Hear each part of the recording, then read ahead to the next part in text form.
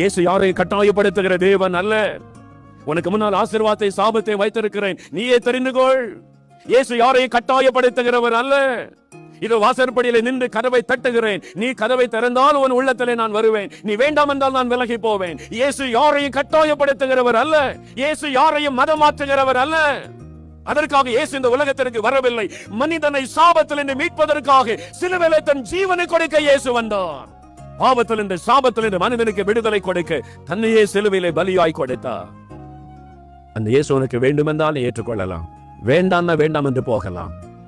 ஆசீர்வாதத்தை சாபத்தை உனக்கு முன்பாய் வைத்திருக்கிறார். நீயே தெரிந்து கொள், நீயே தெரிந்து கொள். இந்த ரட்சகரை ஏற்றுக்கொண்டால் உனக்கு ஆசீர்வாதம், வேண்டாம் என்றால் என் சாபத்தோடு நான் வாழ்கிறேன் என்றால் அது உன் விருப்பம். இயேசு கட்டாயப்படுத்துகிறவர் அல்ல. ஆனால் உனக்காக ரத்தம் சிந்தினார், உனக்காக தன்னை பலியாய் கொடுத்தார், உனக்காக தன் கடைசி சொட்டு ரத்தம் வரைக்கும் சிலுவையிலே கொடுத்தார்.